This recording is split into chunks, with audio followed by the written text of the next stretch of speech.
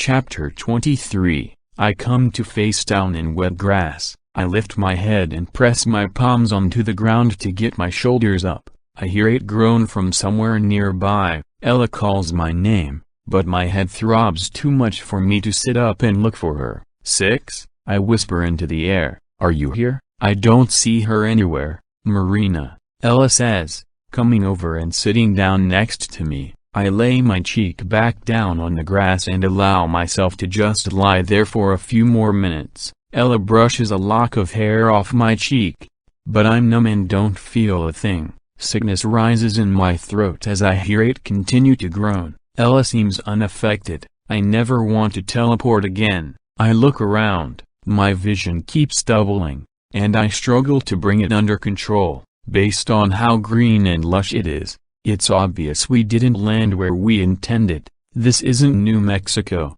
is it? Not even close, Ella whispers. I finally feel as if I can move, albeit slowly, and I look up at Ella. Her brown eyes are hard to read in the darkness. Then I register it must be the middle of the night. I look past Ella and into the starry sky. I flash back to the blue ocean, to 8 turning into a black octopus. Then I remember what Ella said just before we teleported. Ella, did I imagine it, or did you say you talked to 6? She nods. With your mind, right? Ella looks away. I'm sure you think I'm nuts. I keep asking myself if it really happened. Maybe I just wanted it so badly. A broken bar. Ella shakes her head and looks down at me, her face serious. Number. I did not imagine it. I know I spoke to her. She said she was in a desert. That must mean she made it to New Mexico, right? Ella, you're not crazy. I believe you and I think you are right, I say, pressing my fingers against my pounding temples, willing away the pain and the fuzz that keeps me from thinking clearly. You must be developing a legacy. What we need to do now is figure out how it happened that time so we can do it again. Ella's eyes widen. Really? You think it's a legacy? What's it called? She asks eagerly. Telepathy. 8's voice comes from behind me. I roll over, grimacing from the pain, and look up at 8, who's standing on a huge stone slab held up by 2 even larger gray boulders. I sit up, roll over onto all fours and get unsteadily to my feet, hands on hips. I turn around and realize this place looks awfully familiar. But it isn't because I've been here before. I know this place from all the pictures, from textbooks. I look back up at 8. Are we seriously at Stonehenge? Oh, yeah, wow, I whisper, slowly turning around again to survey the scene. Ella walks over to a stone that must be 25 feet high, her head tipped back as she drags her hand across the surface. Isn't it incredible? She says. I understand the impulse to reach out and touch it. I mean, it's Stonehenge. I can't help but join her. The stones are cold and smooth, and just touching them makes me feel like I'm 3,000 years old. Some are in perfect shape while others look like they must be mere shards of what they used to be. We all wander around for a while, seeing up close what most people only ever see in textbooks. 8. What is telepathy, exactly? Do you know how to use it, and how I can control it? Ella asks. Telepathy is the ability to transfer thoughts from one being to another. You're able to communicate with someone else's brain. Go ahead, try it with me. Ella circles around and comes to a stop in front of 8. She closes her eyes. As I watch, all I can think is how amazing it would be if Ella has developed this legacy. It would allow us to connect the guard, no matter where any of them are,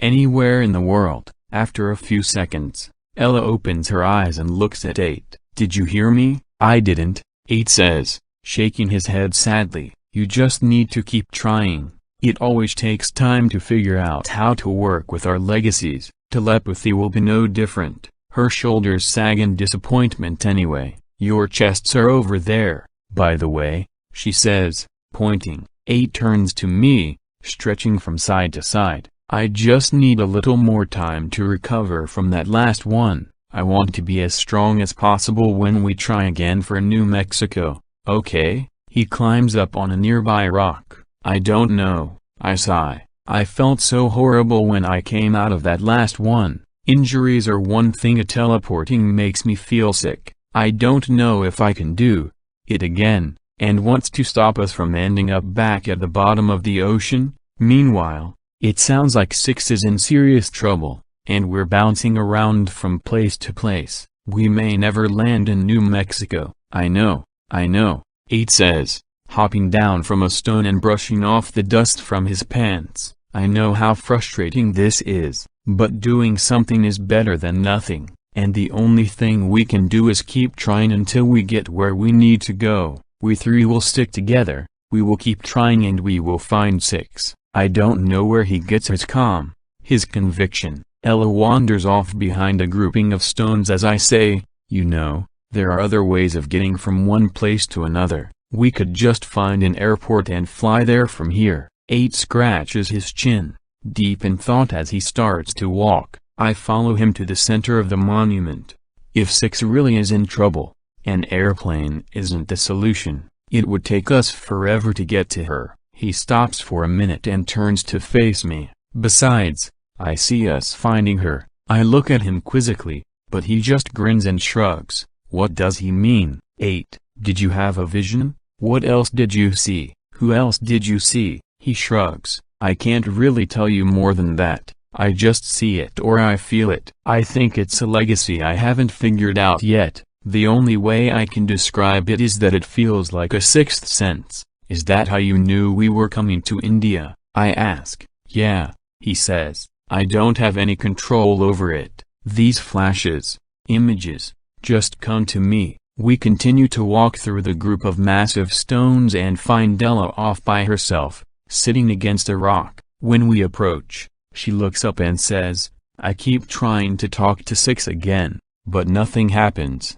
Maybe it never did happen. I kneel beside her and put my arm around her shoulders. Legacies take time, Ella. I know when mine appeared for the first time, it was usually when I was upset or in danger. They come at a time when they are of the most use, when they might save us. My legacy that allows me to breathe underwater came as I almost drowned. Also, the teleporting may have affected you, so maybe it will take a while to work again. I give her shoulders a squeeze. It's true. The first time I teleported, 8 says, my Saipan was about to get run over by a taxi. I just appeared next to him, like that. He snaps his fingers. It's the only reason I was able to pull him out of the way. I miss Graydon so much right now. Ella says, he always helped me with this stuff. What if I'm never any help to the guard? Sometimes, I wish I was never chosen by the elders. Her voice trails off and she slumps down, looking absolutely dejected. Ella. 8 takes a step forward. Ella, look at me. You can't think that way. We are so happy you're here. We need you. If you weren't here, we would be looking for you. You are exactly where you should be, right, Marina? Ella, do you remember what we used to say, back in the orphanage? We are a team. That means something important. We take care of each other. As I'm talking, I realize that my aversion to teleporting is selfish. The only hope we have of finding the others is by getting to New Mexico. The safest, fastest way to get there is by teleporting. Even if it means landing in the wrong place a few more times. I will not allow my fear to endanger anyone. When one of us is weak, the rest of us need to be that much stronger. I give Ella's shoulder another squeeze. We will get to New Mexico, find Six, and we will continue to fight. Ella nods but remains quiet. We all wander off, lost in our thoughts. I know I need some time to clear my head, to be as strong mentally as I feel physically, before we move on. This place is so peaceful, and it's so quiet, that it's the perfect setting in which to think. An hour or so later, I walk into the center of the circle to see 8 leaning down and picking the stone up before dropping it. 8, what do you think you're doing? I yell, alarmed. Do you remember where we are? This is a sacred, historic, ancient place. You can't just kick rocks around, put them back where they were, before he even has a chance to return the stones. I use my telekinesis to do it myself. I want to leave this place exactly as we found it. 8 looks up at me, surprised by my anger. I'm looking for the Laurelite stone. I know it's half buried around here, under one of these stones, and we have to find it if we're going to go anywhere. 8 says, well, just make sure you put them back exactly where you found them when you're done looking. I grumble, Stonehenge is one of the most famous places on Earth. Let's not ruin it. I am tired of leaving destruction behind. 8 makes a big show of peeking delicately under a rock and returning it gently to its place. I would just like to say that Stonehenge is only here in the first place because of the Lorik. Reynolds said we built it as a cemetery for those who died fighting on Earth. Really? This is a graveyard? Ella asks, walking up behind me and looking around curiously. It was, 8 says, patting a large boulder, for thousands of years, at least. And then humans started poking around, doing all that research they love so much. There is nothing like a quest to understand everything. Even if there is nothing to know, whatever, I will honor the placement of the rocks. He continues to move as if tiptoeing through a bed of tulips. Let me help. I walk carefully among the stones, helping 8 look for the Laurelite, floating several rocks inches above the ground before setting them back down exactly as they had been. As I move on to another group of stones, I hear shouts in the distance. I lean around a stone to see 2 men in uniforms running towards the monument, flashlight beams bouncing in the darkness. Ella and I duck down behind the biggest, closest rock formation. Shoot, I whisper, everybody hide. We can see the beams from their flashlights scan the ground, and whenever one gets close to us, we shift our position around another stone just in time. I know I heard something out here. Kids' voices. The smaller of the 2 guards says, okay, well, where are they?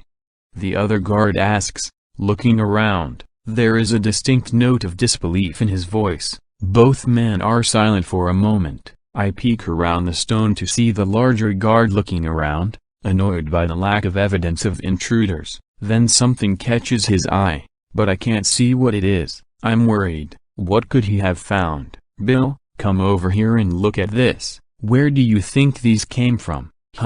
Don't know. They sure weren't there earlier, the other says. I nearly jump out of my skin when 8 materializes next to me. They found our chests, he whispers. I'll just toss the guards into the pasture. Okay, we need to find the Laurelite, so we can get the hell out of here. And that's not going to happen until those guys leave. And I am not letting them leave with our chests. His voice is grim. I'm about to say no when my brain begins to buzz. After a brief echo of static, I hear Ella's voice in my head. I can distract them while you find the Laurelite. I look over at her in shock, eyes wide. Ella squeezes my hand and whispers, I can distract them. I already heard you. I interrupt. Ella, I heard you in my head. She smiles widely. I thought it worked this time. Wow, I did it.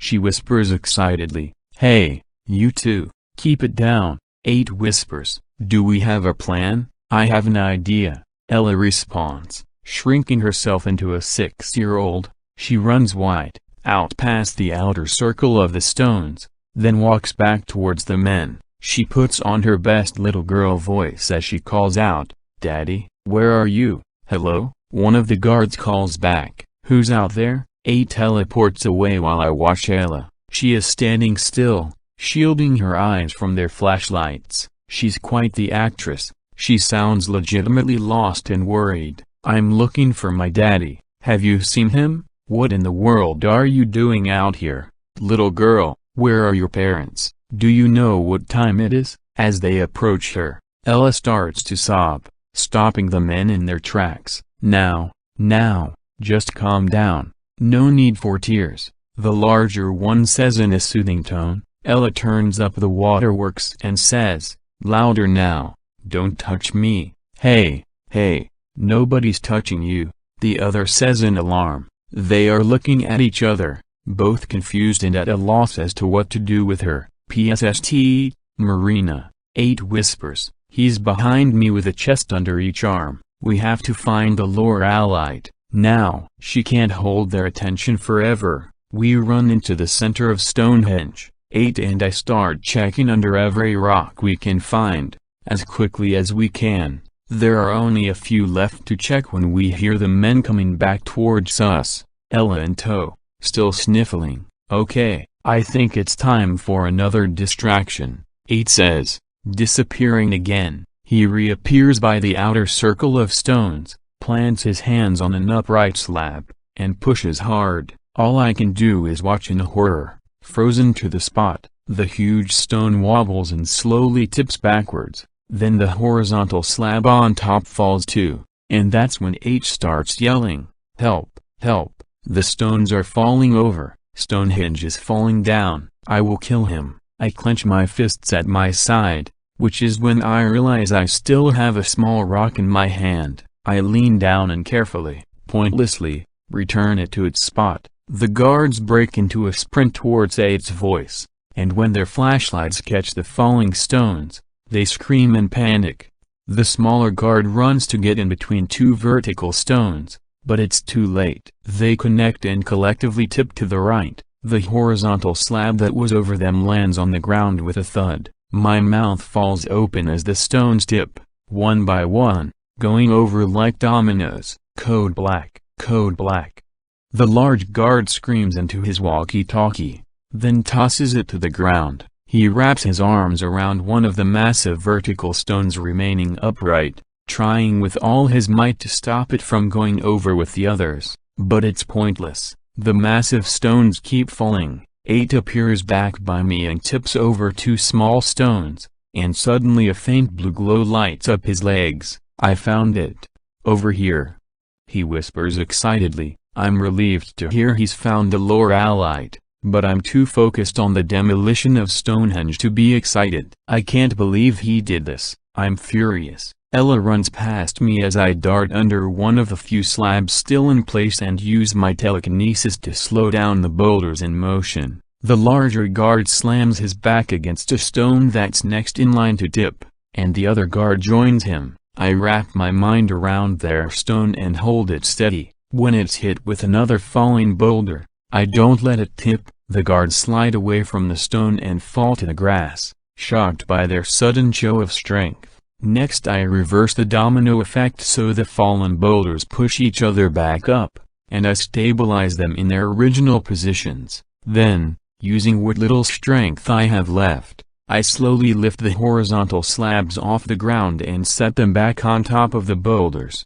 The guards watch all this, mouths agape, too stunned to respond to the crackling, concerned voices squawking from their walkie-talkies. "Marina," Ella whispers. "Hey, Marina, we need to go, now, come on." I walk backwards towards the center of the monument, relieved and able to leave. Now that I've managed to put everything back together, I stalk over to 8 and yank my chest from him. Still furious and unable to look at him, I grab hold of his hand. Ella carries 8's chest while clinging to his other hand. We stand, joined together, over the blue Laurelite. The last thing I hear before the darkness comes is the larger guard defeated and ready to be done with this particular adventurer responding into his retrieved walkie-talkie. False alarm. End of the chapter.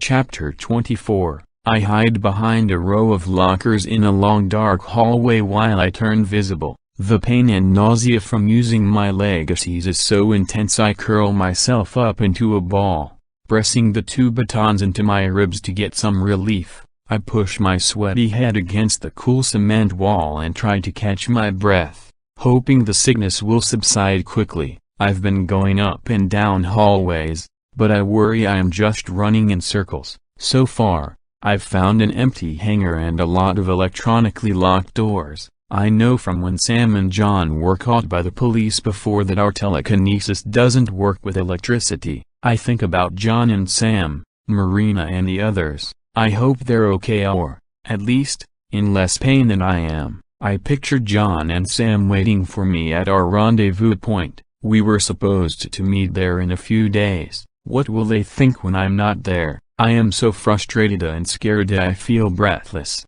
I know this kind of thinking isn't helpful, so I try to refocus my attention on how to get the hell out of here. Almost on cue, an alarm sounds. The bleeding overhead feels relentless as soon as it begins. I know what this means and I know I need to get it together, fast. Everyone is looking for me. Armed soldiers zip down the long hallways in small open vehicles. Each time one passes, I'm tempted to pluck the man out, hop in, and take off, but I'm sure I wouldn't get very far and I'd give up the one advantage I have right now. They don't know where I am. I've stopped trying to communicate with Ella. Clearly, I was just delusional. I'm on my own. I need to stop talking to myself and find something to blast through a door and get out of here. I think I'm underground. I just wish I knew how deep. The lights go on in the hallway, as I discovered earlier. I know this means the motion sensors have been triggered.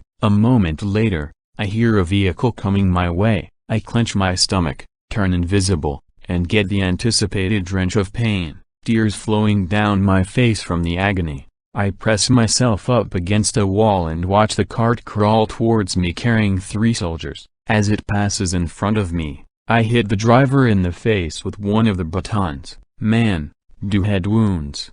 Bleed a lot. Nose, mouth, forehead, all gushing geezers. His, seemingly, spontaneous injury causes him to slam his foot on the gas pedal and veer straight into a wall. The driver is out cold and the other 2 soldiers spill onto the cement floor. They take in the driver's face and, seeing absolutely nothing around that might have caused it, grab for their walkie-talkies. But I'm expecting this, and I've stepped into position to slam the closest man's head into the hood of the vehicle and kick his legs out from underneath him. The 3rd soldier starts over to see what happened, and I slam his head down too. Then I grab one of their badges and run. I need to figure out where to go from here and I need to do it fast. I can't stay invisible too much longer. I use the swiped badge to get past an electronically locked door and find myself in a hallway completely different from the others I've seen so far. I have to stop the nausea and pain,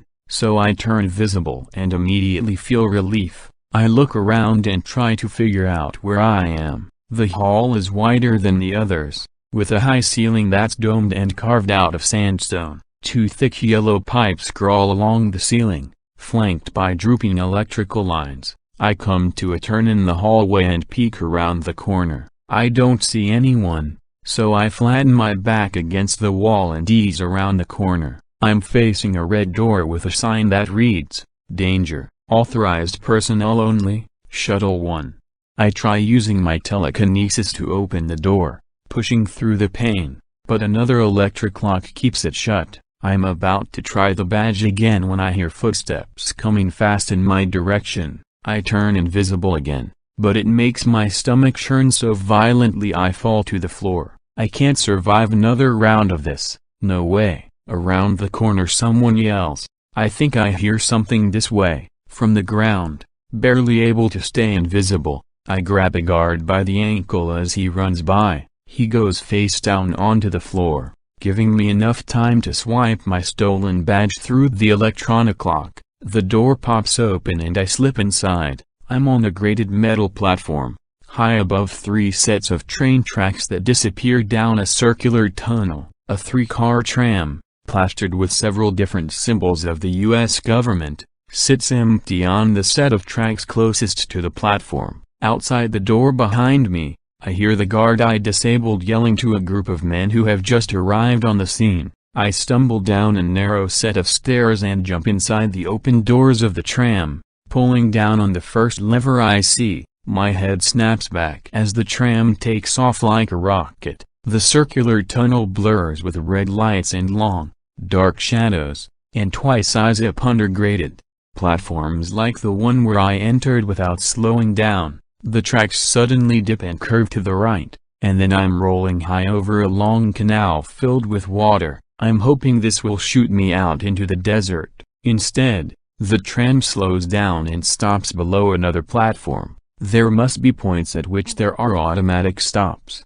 The doors open and I jog up the stairs. I've let myself turn visible again and appreciate how pain-free my stomach is, knowing it won't stay that way for too much longer. I'm going to need my legacies to get out of here.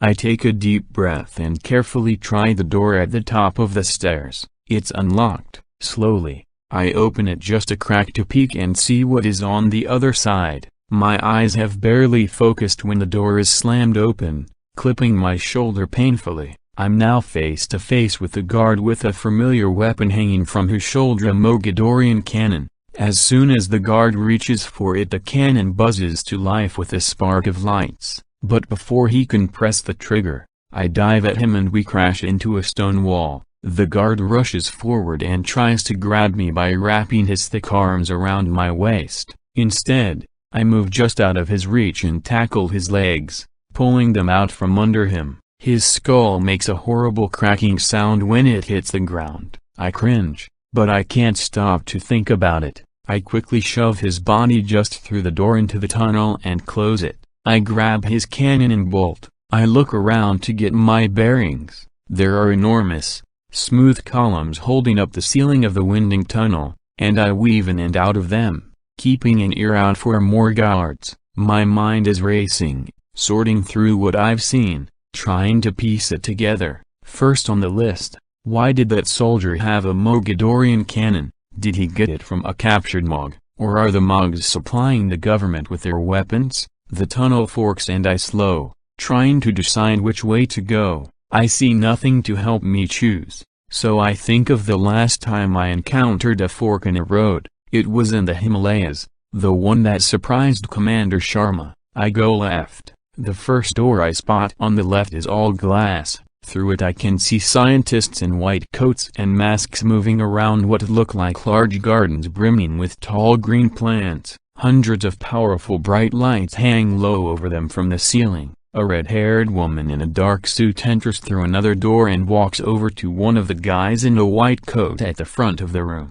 Her right arm is in a sling and she has bandages on her cheek. She watches the scientist pour a vial of liquid over a section of the closest garden. I am stunned to see the plants instantly grow several feet taller and their tips split open. White vines spread in every direction, creating a thick canopy over their heads. The scientist writes something on his clipboard, and then looks up to talk to the woman. I don't have time to duck out of the way and we make eye contact through the glass door. I slowly raise the Mog cannon at him and shake my head. I have to hope he considers himself a non-combatant and wants to stay out of the action. No such luck. I watch him slip his hand into his pocket. Damn, he's triggering something. There's a noise over in my head and a thick sheet of metal nearly hits me as it falls in front of the glass door, protecting it. Alarm sound and I know the whole area is going into lockdown. I can't get captured. I brace myself for the pain about to take over my body and make myself invisible.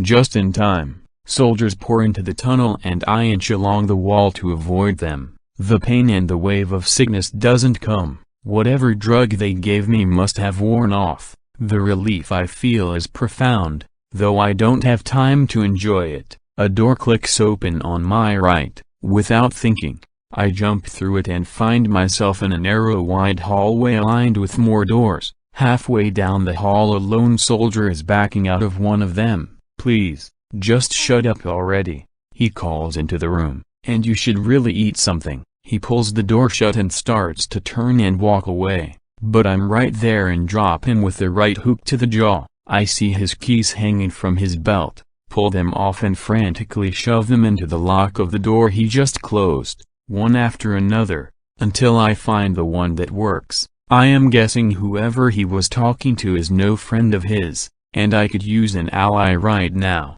I push the door open to see if today is the day I make a new friend. I suck in my breath, shocked at what I see. I don't know what I expected, but it wasn't the girl I see cowering in the corner. She's covered in grime and there are thick red welts on her wrists, but I recognize her instantly. Sarah Hart, John's girlfriend, and the one who turned John into the police the night we went back to Paradise. She pulls herself shakily to her feet, using the walls on either side for support. She is steadying herself to face whoever walks through the door. The fear in her eyes tells me only bad things happen when the door opens. I remain invisible long enough to drag the unconscious soldier from the hall inside the room. Leaving him just invites others to investigate, and I don't need any company. I shove him into a corner, hoping that he's out of sight if there are cameras in here. I close the door. "Sarah?" I say quietly. She spins around, looking towards my voice but visibly confused. "Who is that? Where are you?" "It's 6, I whisper. She gasps quietly. "Number 6? Where are you? Where's John?" she asks, her voice shaking. I'm still speaking softly. "Not sure if we're alone. I'm invisible. Just sit back down like you were and pretend I'm not here. Put your head down so we can talk. I'm betting they have you on camera." Sarah sinks back down into the corner, pulling her knees to her chest. She lowers her head, her hair falling forward and blocking her face entirely. I walk over and sit down next to her on the floor. "Where's John?" she whispers. "Where's John?" I can't keep the anger out of my voice. "Right now, you can forget about John. Sarah, you should know where John is after all. You set him up, right? Because of you, he went to jail, and then, I got him out. What I want to know is, what are you doing here?" "They brought me here," she says, her voice trembling. "Who brought you here?" Sarah's shoulders shake as she cries softly into her knees. "The FBI. They keep asking me where John is and I keep telling them I don't know. You need to tell me where he is. I have to tell them or they're going to kill everyone I know." She sounds desperate. I can't say I'm very sympathetic. That's what happens when you switch sides. "Sarah, you knew how John felt about you. You knew he trusted you, and you used that to help these people, and now, they're using you. Quickly, tell me what you told them about John." "I don't know what you're talking about," Sarah says, and she starts to sob even harder. I can't help it kind of breaks my heart seeing her like this. What have they done to her? Her long hair covers her face and arms and she looks so small and young. I feel my anger melt away and I rest my hand on her back. "I'm sorry," I whisper. She catches her breath at my touch and turns her head to look in the direction of my voice. I can just make out her blue eyes, they're red and bloodshot. To give her the strength to do what we need to, I make myself visible for a split second, show her the mug cannon in my hands, and disappear again. I see a tiny smile cross Sarah's face before she turns her face back to her knees. She sighs, takes a deep breath and in a much firmer voice says, "It's good to see you. Do you know where we are?" "I think we're in New Mexico in an underground base." "How long have you been here?" "I have no idea," she says, wiping away a tear that has fallen on her leg. I stand up and go over to listen at the door. I don't hear anything. I know I'm wasting precious minutes, but I have to ask. I don't get it. "Sarah, why did you turn John in? He's in love with you. I thought you cared about him." She flinches as if I've slapped her. Her voice is wobbly when she responds. "Really? I have no idea what you're talking about." 6. I have to close my eyes and breathe a few times to keep my voice from rising, to keep my anger from returning.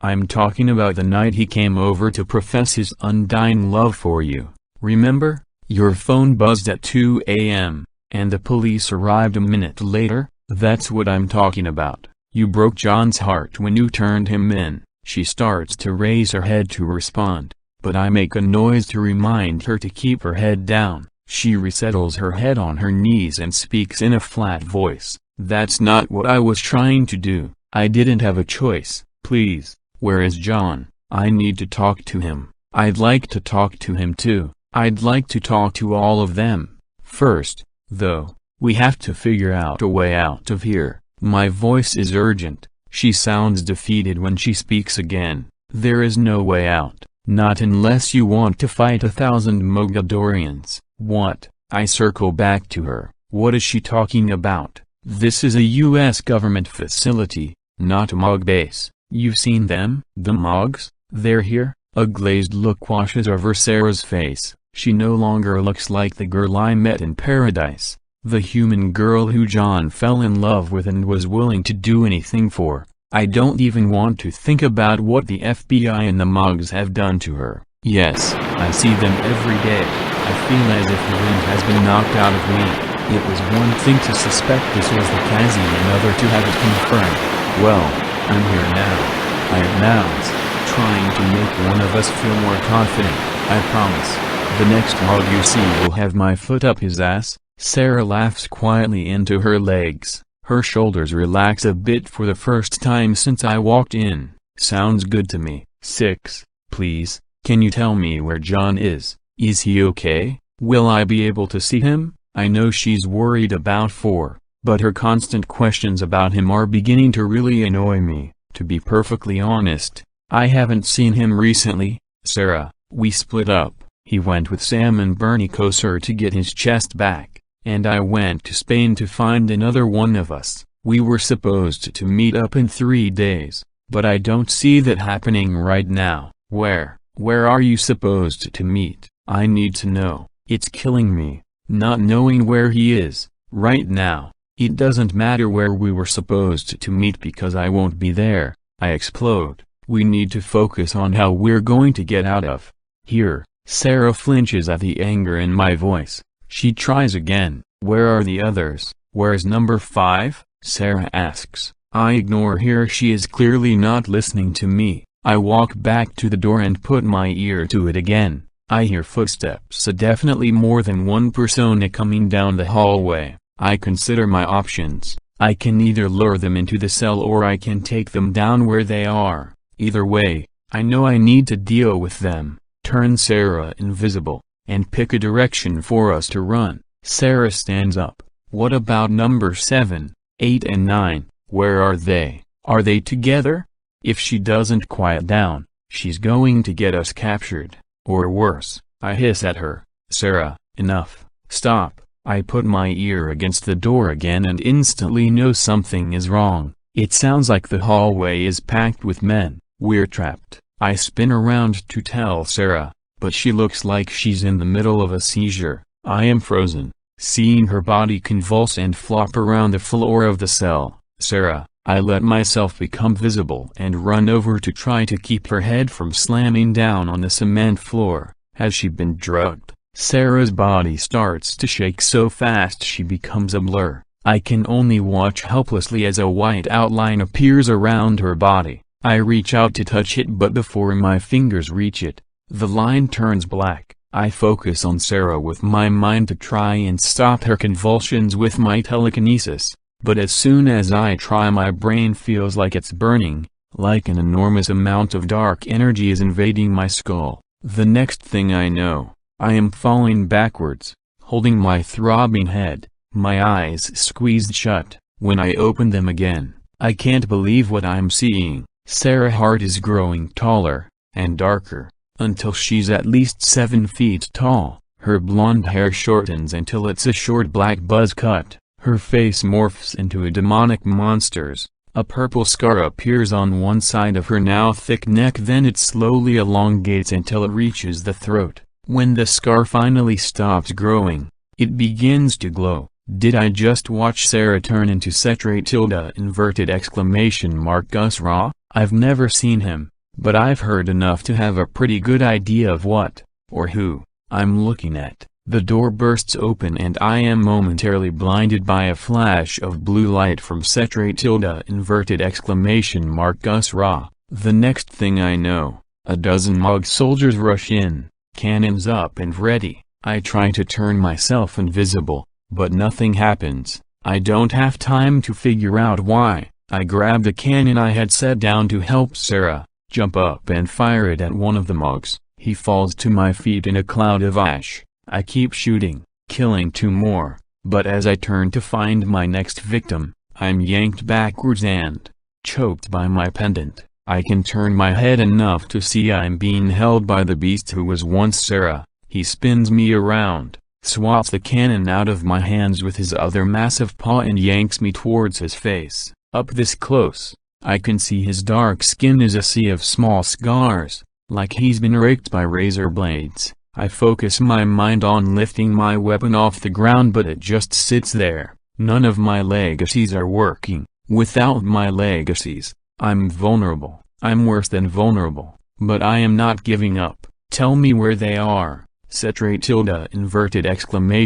Gus roars. He pulls my chain tighter around my throat. I watch his purple scar brighten as he asks, "Where are they?" Number 6. It's too late. I whisper as bravely as I can. We're too strong now and we're coming for you. Lorien will live again and we will stop you. The slap is so hard that I can't feel the side of my face and my ears are ringing. I force myself to keep staring at him. He curls his cracked lips to reveal 2 rows of sharp, crooked teeth. He's so close that my vision is slightly blurred, so I look for something I can concentrate on. I pick a tooth that's broken in half and leaking a thick black liquid. I'm not sure why, but this has the strange effect of making him less scary. It's just so gross. Tell me where you're supposed to meet number 4 in 3 days. On the moon, I say. You will die in front of them. I will kill you myself. I don't respond. I don't acknowledge he's even spoken as he tightens his grip.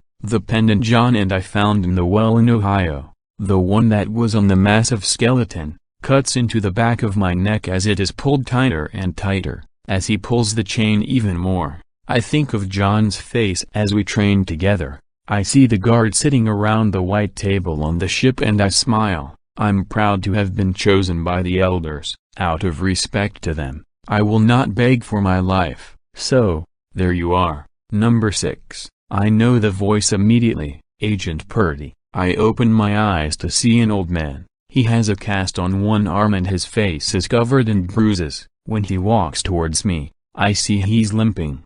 When he gets close enough, I spit at his leather shoes. Gus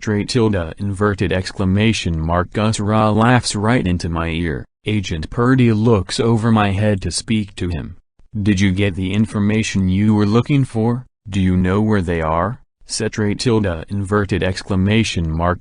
growls and I'm whipped against the wall as an answer, my knees striking the cement first. When I hit the ground, I'm immediately pulled back to my feet by the pendant chain. I can feel my ribs have taken some of the impact. I think a couple of them are cracked. I'm having difficulty breathing. I try again to use my mind to lift the cannon on the floor, but it doesn't budge. So nice of you to join us here. 6. Purdy says, I see you've met Gus Ra. You're a coward. I whisper, legacies or no, I am going to take him down or die trying. Coward? You are the one who runs from me.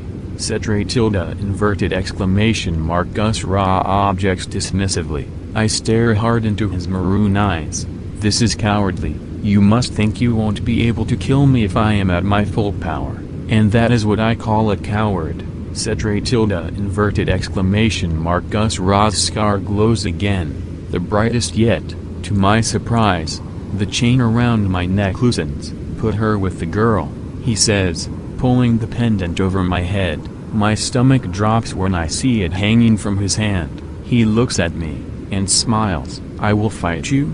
6. Alone. And you will die, very soon. I'm dragged out of the cell and the top of my feet sweep across the cement. Then something hard hits the back of my head.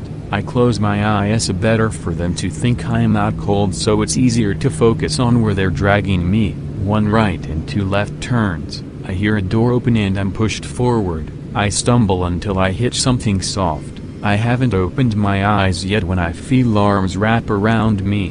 When I open my eyes I'm surprised, for the second time in an hour, to see Sarah Hart. End of chapter.